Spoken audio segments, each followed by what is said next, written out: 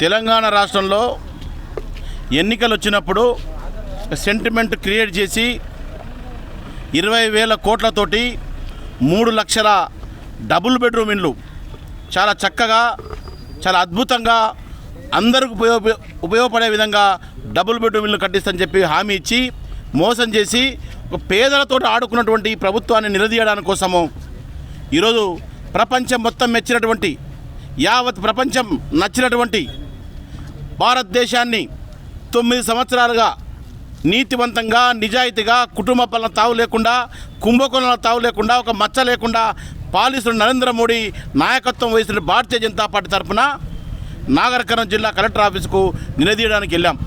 పేద ప్రజల తరపున వెళ్ళాం. ఏమనంటే మీరు ఇచ్చిన మాటలు ఏవి కూడా ఏ హామీ కూడా నెరవేర్చలేదు.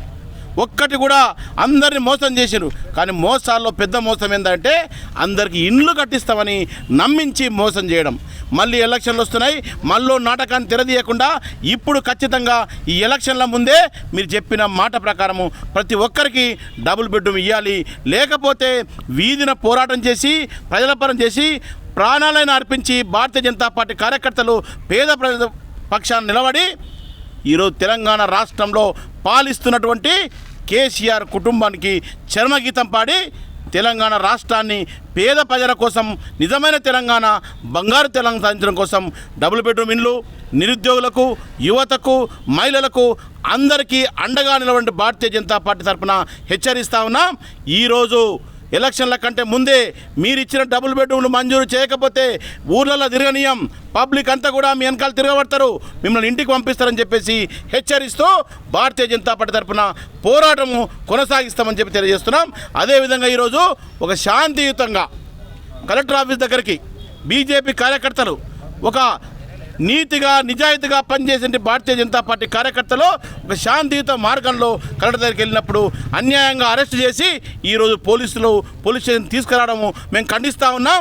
ఖచ్చితంగా రాబోయేది భారతీయ జనతా పార్టీ ప్రభుత్వమే, అందరికీ న్యాయం చేసేది భారతీయ జనతా పార్టీ.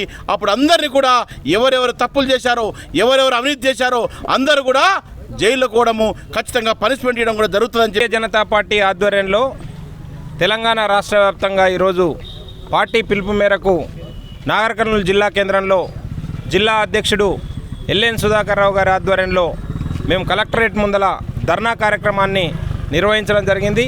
ఈ ధర్నా కార్యక్రమంలో నాగర్ కర్నూల్ జిల్లా వ్యాప్తంగా ఉండే భారతీయ జనతా పార్టీ నాయకులు కార్యకర్తలు అదేవిధంగా ఎవరైతే ఈ డబుల్ బెడ్రూమ్ల ఇండ్ల ఆశ పెట్టుకున్నారో ఆ ప్రజలందరూ కూడా వందల సంఖ్యలో ఈరోజు ఈ ధర్నా కార్యక్రమంలో పాల్గొని విజయవంతం చేయడం జరిగింది.